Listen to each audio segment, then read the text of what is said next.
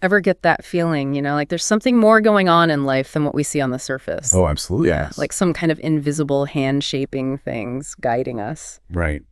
Well, that's what we're diving into today, this idea of a hidden gospel written not on paper, but within each of us. Yeah. And the source material we're using uses this amazing metaphor. You got to hear this. It talks about Jesus himself as the author. Whoa, okay, so like he's crafting a story with our lives, literally. Exactly. And get this, it says the Holy Spirit is the one actually writing it down, and our actions, like the choices we make, even our struggles, they become the ink on the pages. Wait, so even when we mess up, that's part of the story? It is, kind of blows your mind, right? Yeah. And here's the thing, this writing, it's not some past event, it's happening right now, all the time, like this constant process of change. So it's like that saying, life is a journey. We're always a work in progress. I love that. It's about finding meaning in all of it. Even when things feel messy, trusting there's a purpose, It's funny, this really hits home for me. I can't tell you how many times I felt lost wondering what I'm doing. But if I think of those times as part of some bigger plan, it kind of eases the pressure, you know what I mean? Totally. There's this beautiful passage in the text where the author actually asks for guidance. He's like, teach me to read this book of life. I want to have faith even when I don't understand. It's like having that childlike trust, believing in the good, even when we don't have all the answers. And that's where the idea of Jesus being the same yesterday, today, and forever is so important, right? Yeah. It's like the author saying, look, the same Christ who lived and breathed, he gets it. He's right here with you. So it's not some distant figure. It's personal. He gets our messy lives. It's comforting, actually. Absolutely. And he even points out how Christ, as God, has been there from the very beginning, the first cause of souls involved in humanity since day one. We're talking about a connection that goes way back, beyond what we can even comprehend. Wow. I gotta admit, sometimes these big ideas, they can feel overwhelming. What? Like, how am I, this one person, supposed to grasp all that? It's a lot to take in, but the author brings it back down to earth. This hidden gospel, it's not just some abstract thing, it's incredibly personal. So it's happening in the everyday stuff, too, not just in the big picture. In the ordinary, that's where the extraordinary is found. And he's honest about the fact that we won't get it all right now. It's like a book still being written. With all the messy edits and plot twists, right? Exactly. And just like a good book, the best parts are sometimes the ones that leave us with more questions than answers.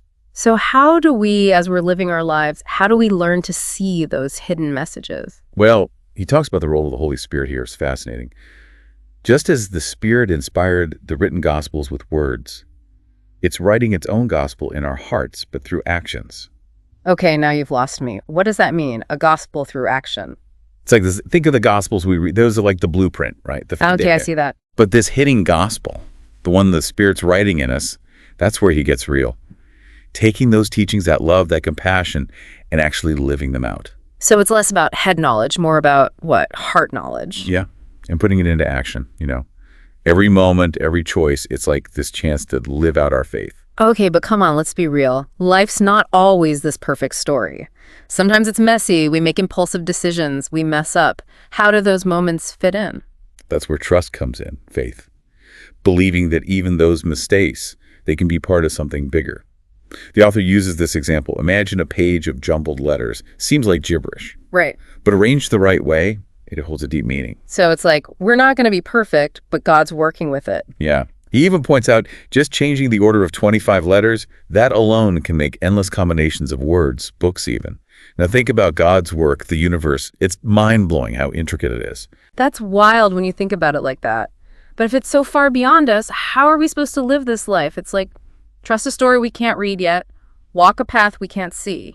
And the author gets it. He says, these mysteries, we can't fully grasp them with our minds alone. It takes faith. So not overthinking, not trying to solve some riddle. What's the key then? He gives this beautiful image, he says, the one who knows our thoughts, God.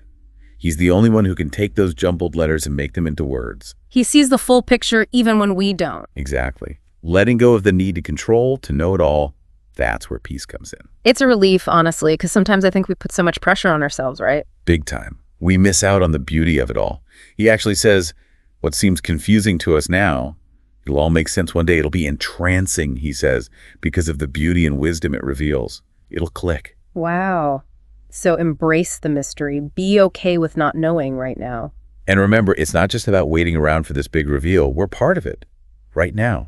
Every choice we make, it shapes the story. That's kind of empowering and a little scary. It is.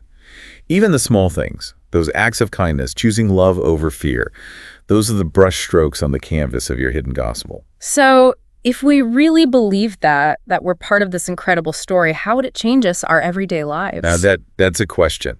If you woke up every day with that awareness, knowing your actions, your words, they matter, how would you live differently? I don't know. It's a lot to think about. I mean, if I really let that sink in, that it's not just me living my life, but this hidden gospel thing, it would change things, right? For sure, yeah. Just imagine, like, starting each day knowing that. Yeah. Your actions, your words, they all matter in this bigger story. Instead of getting stressed about every little thing, maybe I'd be more aware, like noticing those moments when I could help someone or just be kinder. Exactly. Seeing those small acts as, like, important part of something bigger. Like even the boring stuff, laundry, dishes, it becomes almost, I don't know, sacred. And what about when we mess up? Instead of beating ourselves up, what if we saw those as chances to grow, you know? Yeah, like even our mistakes, God can use those somehow. The author talks about this, how right now we only believe, we don't see it all clearly. But later, he says, in the glory to come, all these mysteries will be revealed. That takes the pressure off, right? We don't need all the answers right this second. Hardly. We can just live with that sense of wonder, Yeah. trusting that there's a reason, even if we don't get it now. This whole conversation, it's a good reminder that faith, it's not about knowing everything. It's about trusting the author through all the ups and downs. And maybe, just maybe, as we learn to do that, to be more present, to see God in the everyday, that's when we start to see the beauty of it all. Not just the ending, but the whole journey of becoming. Well said. And on that note, we've come to the end of our deep dive on this incredible metaphor of the hidden gospel. We hope this has given you all something to think about, some new ways to see your own journeys, your own unique stories unfolding. And as always, keep exploring, keep asking those big questions, and keep diving deep.